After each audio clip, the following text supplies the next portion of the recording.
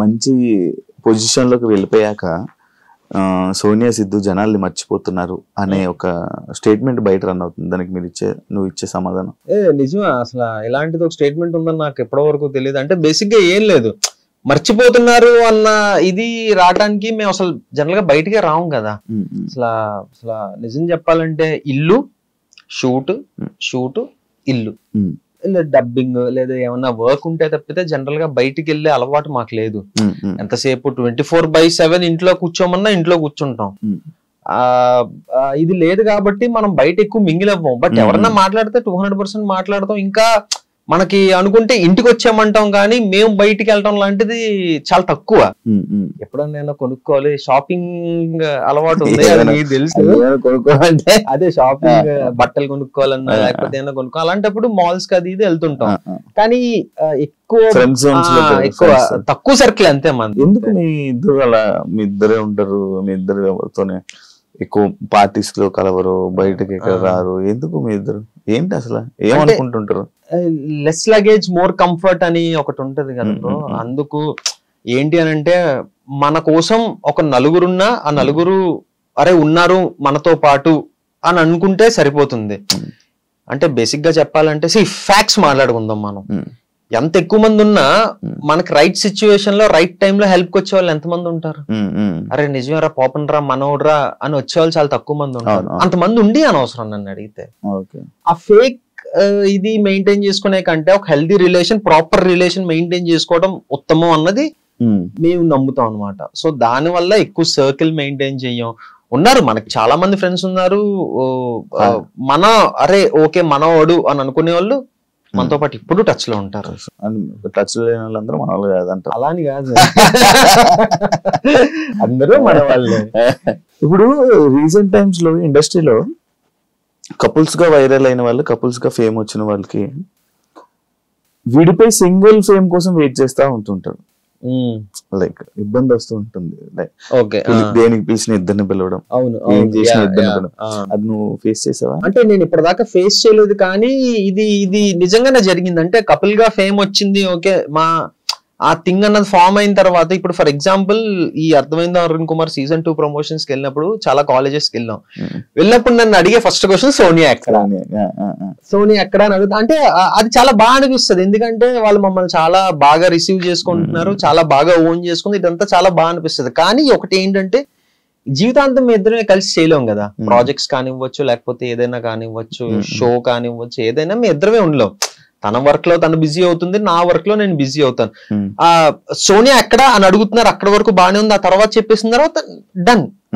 Next series గురించి మాట్లాడటం కావచ్చు, లేకపోతే నన్ను పర్సనల్ గా క్వశ్చన్స్ అడగడం కానివచ్చు, ఇవన్నీ జరుగుతుంది. కానీ ఫస్ట్ క్వశ్చన్ అయితే మాత్రం అది ఖచ్చితంగా వస్తుంది, సోనియా ఎక్కడ అన్న క్వశ్చన్ వస్తుంది అనమాట.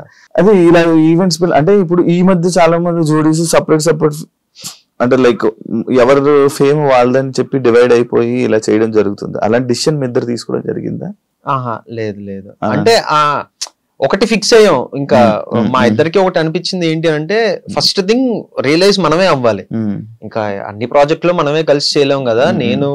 నాకు నచ్చిన ప్రాజెక్ట్ చెయ్యాలి, నువ్వు నీకు నచ్చిన ప్రాజెక్ట్ చెయ్యాలి. రీసెంట్ గా శశిమదనం వచ్చింది ఈటీవీలో, అది మంచి హిట్ అయింది, అది చాలా మంచి పేరు వచ్చింది. ఈటీవీ సంస్థ హ్యాపీ అయ్యారు, మేము హ్యాపీ అయ్యాం, అటు ఫైనాన్షియల్ గా అటు అన్ని పరంగా అది మంచి ఇది అయ్యింది. సో అది అయిన తర్వాత మేము ఇంకోటి ఫిక్స్ అయ్యింది ఏంటంటే, దానికి మించిన కాన్సెప్ట్ కానీ దానికి మించిన స్క్రిప్ట్ కానీ వస్తే కానీ మన ఇద్దరం మళ్ళీ కలిసి చెయ్యొద్దు అన్న థింగ్ ఒకటి వచ్చింది. సో వింటున్నాం, స్క్రిప్ట్స్ వింటున్నాం, నేను వింటున్నాను, సోనియా వింటుంది, చాలా స్క్రిప్ట్స్ వింటున్నాం. కానీ ఏంటి అంటే ఎగ్జైట్ అవ్వట్లేదు మేము. అరే ఓకే మనం చేసి ఈ స్క్రిప్ట్ చెయ్యాలి అన్న పాయింట్ మాకేం అనిపించలే. సో త్వరలో ఏమన్నా వస్తే మళ్ళీ మేము కలిసి చెయ్యొచ్చేమో. అప్పటి వరకు నేను ఇదిగో నా సెట్ ఆఫ్ సిరీసెస్ అది నేను చేస్తున్నా, సోనియా వర్క్, సోనియా అది నడుస్తుంది బాగా. యూట్యూబ్ ఆపించి తగ్గించినట్టున్నారు, యూట్యూబ్ మీద ఆపాం. ఎందుకు?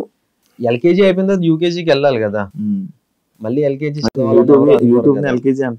కాదు ఎదిగే అంటే ఒక స్టెప్ పైకి ఎక్కామని అంటున్నా. యూట్యూబ్ నేను ఎప్పుడు ఇది చేయట్లేదు, ఎందుకంటే మేము అనే వాళ్ళం ఉన్నామని తెలిసింది త్రూ యూట్యూబే కదా. మా ఎక్స్పోజర్ వచ్చింది దాని ద్వారానే. ఒక స్టెప్ వెళ్ళిన తర్వాత ఆ సెకండ్ స్టెప్ లో కొంతకాలం సస్టైన్ అవ్వాలి అన్న motto. End of the day మనకి మళ్ళీ థింగ్స్ వర్కౌట్ అవ్వట్లేదు అని అంటే మనకి బ్యాక్ ఒక ప్లాట్ఫామ్ అంటూ ఉంది. అది పక్కన పెడితే ఒక మెట్టు ఎదిగిన తర్వాత ఆ మెట్టులో కొంతకాలం నడవాలి కదా అన్న దాని వల్ల ఈ మెట్టుకి కొంచెం రెస్ట్ ఇచ్చాం. రెస్ట్ ఇచ్చాం. అప్పుడప్పుడు చిన్న చిన్న వ్లాగ్స్ అవి వస్తుంటాయి, మా షార్ట్స్ వస్తుంటాయి. దానికి ఏంటంటే ఆ బండి అలా నడుస్తుంది. ఫిక్షనల్ కాంటెంట్ చేయడం ఆపేసాం, నాన్ ఫిక్షన్ అప్పుడప్పుడు రిలీజ్ చేస్తున్నాం. అంటే ఫిక్షనల్ ఫ్యాన్స్ ఎక్కువ కదా, వాళ్ళని డిసప్పాయింట్ చేస్తే ఎలా అని. లేదు అది ఈ స్పేస్ ద్వారా భర్తీ చేస్తున్నాం కదా. అంతే. అర్థమైందా అరుణ్ కుమార్? ఆడియన్స్ రియాక్షన్ ఏంటి? చాలా పాజిటివ్ గా రిసీవ్ చేసుకున్నారు. అసలు నేను ఎక్స్పెక్ట్ చేయలే బేసిక్ గా. అంటే ఫస్ట్ ఒప్పుకోక ముందు ఒక ఛాలెంజ్ వచ్చింది, ఒక ఛాలెంజ్ ఉండేది. లేదు ఫస్ట్ సీజన్ 1 నేను చేయలేదు, సీజన్ 2 అది నా దగ్గరికి రాలేదు అది చేయడానికి. అది డైరెక్ట్ హర్షిత్ రెడ్డి దగ్గరికి వెళ్ళింది, హర్షిత్ చేశాడు. సీజన్ 2 నా దగ్గరికి వచ్చింది. నన్ను అడిగినప్పుడు నాకు ఫస్ట్ అనిపించింది ఏంటి అని అంటే, ఇప్పుడు ఆబ్వియస్లీ హర్షిత్ చేశాడు సీజన్ 1, ఇప్పుడు తను చేసిన దాన్ని నేను టేక్ ఓవర్ చేస్తున్నాను అని అంటే తన ఫ్యాన్స్ ఉంటారు, వాళ్ళు ఎంతవరకు యాక్సెప్ట్ చేస్తారు. అర్థమైంది. అరుణ్ కుమార్ అనే కాదు, ఇప్పుడు నేను చేసిన శశిమధురన్ పార్ట్ 2 వేరే వాళ్ళు చేస్తున్నారు అంటే చాలా మంది ఒప్పుకోకపోవచ్చు, కమెంట్స్ రూపంలో వస్తాయి, అరే మాకు ఖచ్చితంగా సిద్ధునే కావాలి, మాకు వేరే వాళ్ళు వద్దు అని చెప్పి. సో ఇదే వస్తుంది అని నాకు ముందే తెలుసు. కానీ అదంతా సోనియాతో కూడా డిస్కస్ చేశా, ఏంటంటో పరిస్థితి, చేద్దామా లేకపోతే ఏంటి, ఏం చెయ్యొచ్చు అంటే నాకు ఒక చిన్న నమ్మకం ఉండేది ఫస్ట్ నుంచి కూడా. ఓకే వస్తుంది, రాకుండా అయితే ఉండదు. అది మహా అయితే సిరీస్ రిలీజ్ అయ్యే వరకు ఉంటుంది. సిరీస్ రిలీజ్ అయిన తర్వాత జనాలు నన్ను అడాప్ట్ చేసుకుంటారన్న నమ్మకం నాకుంది. సో ఇంకా ఆ గట్టు మీద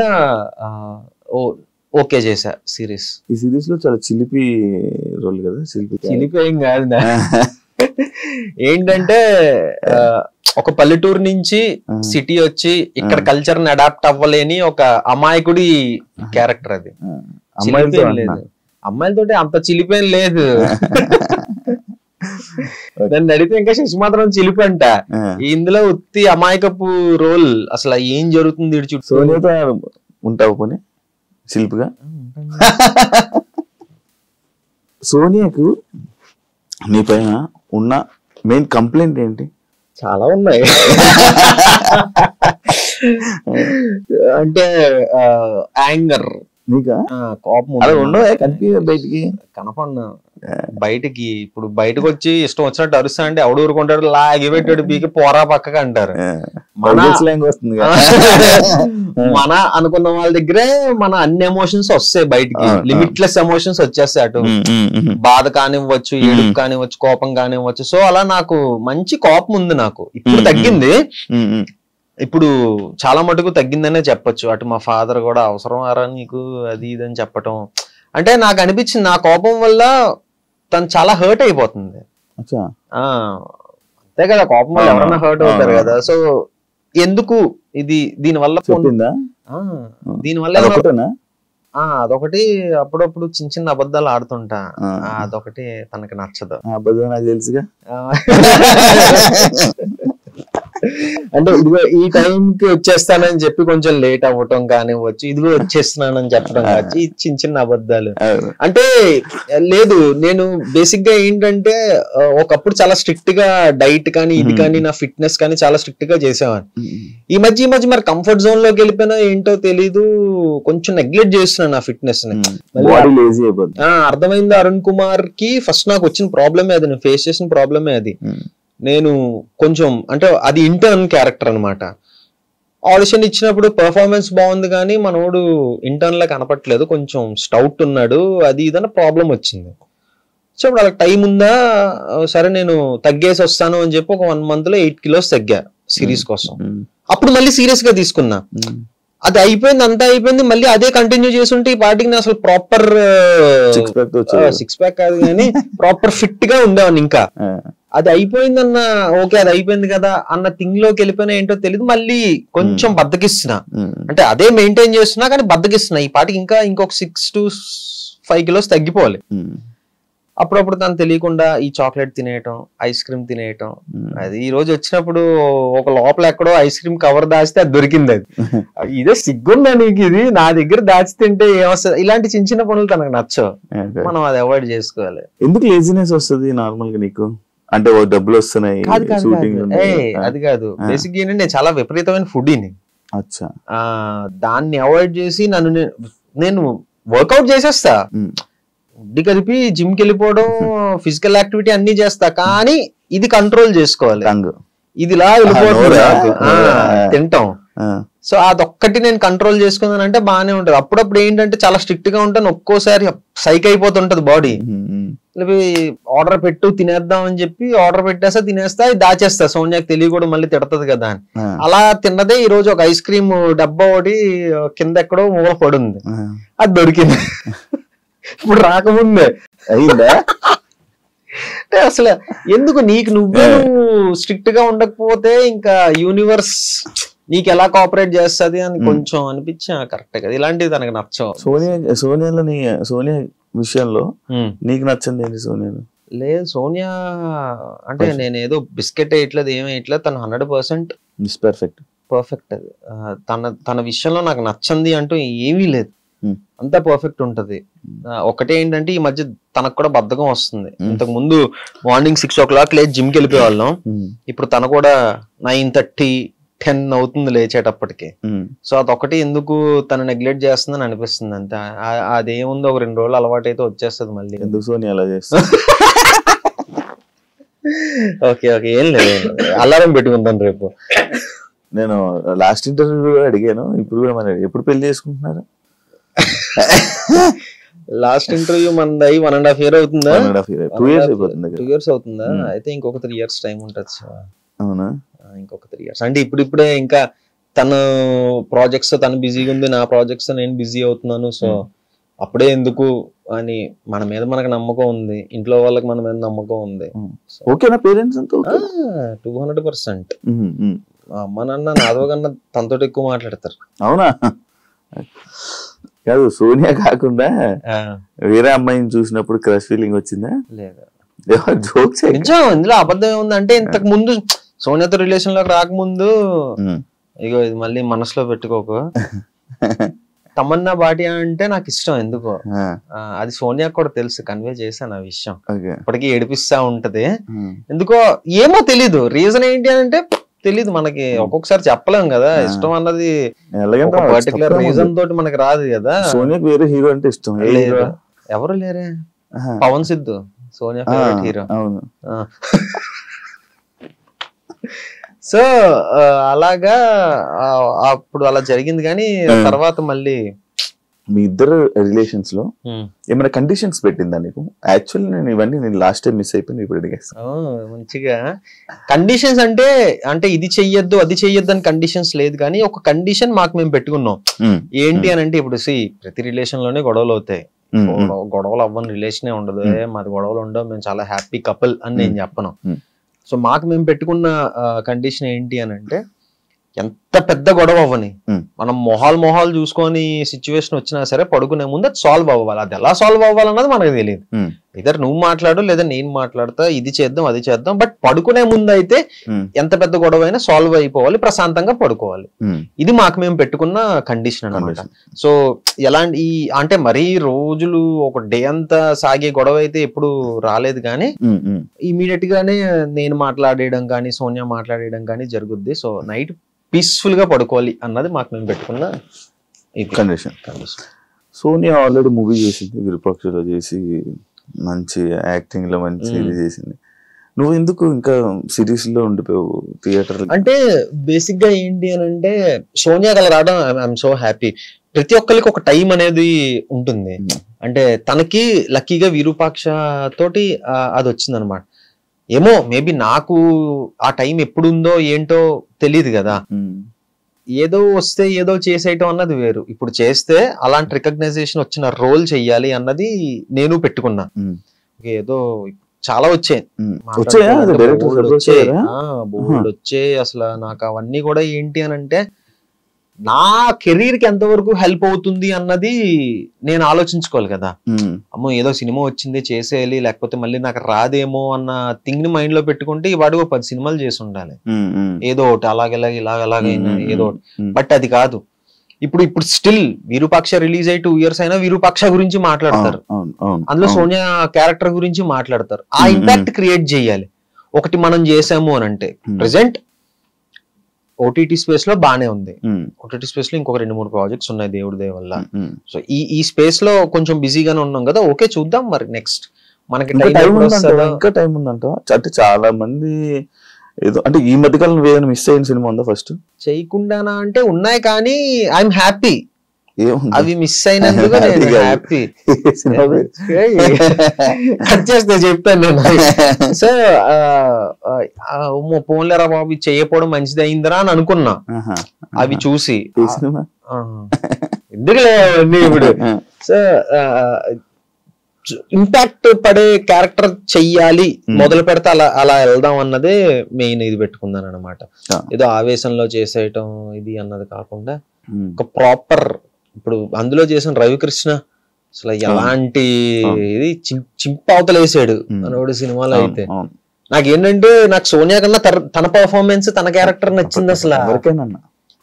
అసలు లాస్ట్ 10 minutes అయితే నేను సినిమా చూసిన తర్వాత కూడా పర్సనల్ గా తనకు ఫోన్ చేసి, అంటే ఫస్ట్ షూట్ అవుతున్నప్పుడు ఆ క్యారెక్టర్ వేరే వాళ్ళు చెయ్యాలి, రవికృష్ణ చేసిన క్యారెక్టర్ వేరే వాళ్ళు చెయ్యాలి. సోనియా వచ్చి తను చెయ్యట్లేదు, రవికృష్ణ చేస్తాడు. ఏ రవికృష్ణ అంటే ఇలాగా, ఆహా ఓకే తన అబ్బా బానే వచ్చిందే అని అనుకున్నా. అలా కొన్ని రోజులు అయిన తర్వాత నేను ఒక క్వశ్చన్ వేసా, అదేంటది అంటే ఇది జరగంది బట్ నన్ను సజెస్ట్ చేయొచ్చు కదా, నేను చేద్దును కదా అని అన్నా. నాకు తెలియదు కదా ఎలా ఉంటుందని. ఏంటి సజెస్ట్ చేయొచ్చు కదా అంటే, నేను ఎలా సజెస్ట్ చేస్తాను సిద్ధు, బుద్ధి ఉందా అది ఇది అంటే, అయ్యప్ప నేను ఏమోలే మన పేరు జనరల్ గా తెలుసు కదా, అలా అప్రోచ్ అయి ఉంటే బాగుండేదేమో అది ఇది అని అనుకుంటే సోనియా టప్ అని ఒకటి అంది, నువ్వు అది చేయలేవులే సిద్ధు అని అంది. నాకు ఇప్పుడు ఒక యాక్టర్ కి నువ్వు చేయలేవు అని అంటే కొంచెం చలక్కమంటది. అలాంటిది మన లైఫ్ పార్ట్నర్ అలా అన్నదంటే నేను కొంచెం తీసుకోలేకపోయా. అలా ఎలా అంటావమ్మా అంటే, లేదు నేను ఇలా అన్నందుకు ఒక రీజన్ ఉంటది, సినిమా రిలీజ్ అయిన తర్వాత నువ్వు చూసి చెప్పు అని అన్నది. ఓహో ఓకేలే అంత ఏముంటదో చూద్దాంలే అని అనుకొని ఫస్ట్ డే సేమ్ మూవీ వాళ్ళతో పాటు నేను వెళ్ళా. చూసిన తర్వాత సోనియా చెప్పింది నిజమే అనిపించింది. చింపేశాడు అతను. నేను పర్సనల్ గా సోనియా దగ్గర అతని నెంబర్ తీసుకొని ఫోన్ చేసి అరగంట మాట్లాడా. బ్రో నేను సోనియాని ఇలాగ అడిగాను, బట్ నువ్వు తప్పితే వేరే వాళ్ళు ఎవరు అలా చేసి ఉండరేమో అని నాకు అనిపించింది, చాలా బాగా చేసావు బ్రో అని చెప్పి అన్నా. సో ఆ ఇంపాక్ట్ పడాలి, అలా నాకు ఎవరో ఒకరు ఫోన్ చేయాలి, అరే నువ్వు తప్పితే ఈ రోల్ వేరే వాళ్ళు చేయలేడేమోరా అన్నట్టు నాకు చెప్పాలి. అది నేను పెట్టుకున్నట్టు అలాంటి సిచ్యువేషన్స్ కోసం వెయిట్ చేస్తున్నా. ఇందాక అన్నావు కదా ఏజ్ నాకు ఇంకా టైం ఉంది అని. ఎంత టైం ఉంది అంటున్నావు? చాలా మంది ఏదో ఒక ఇందులో వెళ్తున్నారు, చాలా స్కోప్ పెరిగింది కదా ఇప్పుడు. ఇప్పుడు ఓటీటీస్ పెరగటం వల్ల ఇంత ముందు ఓన్లీ యూట్యూబ్ లోనే ఉండిపోతామేమో అని భయం వేసేది. బట్ కట్ చేస్తే 1 year 2 years తర్వాత ఓటీటీలో మంచి స్పేస్ లో ఒక మంచి దీంట్లో ఉన్నా. ఏమో ఒక 1-2 years లో ఇంకొక స్టెప్ ఎదగచ్చేమో చెప్పలేం కదా. రవితేజ గారికి బ్రేక్ ఎప్పుడు వచ్చిందండి? 35 years. నేను అలా చెప్పట్లేదు, అలాంటివి మనం ఇన్స్పిరేషన్ గా తీసుకోవాలి, అది సంగతి. అలా అయితే 3 మంది ఉంటారు, కేఎఫ్సీ అన్ని తీసుకోవాలి, ముసలి అయిపోయిన తర్వాత సక్సెస్ అయ్యాడు. అది కాదు మన ఫీల్డ్ కి ఏ ఫీల్డ్ కైనా ఒక సిచ్యువేషన్ వస్తుంది.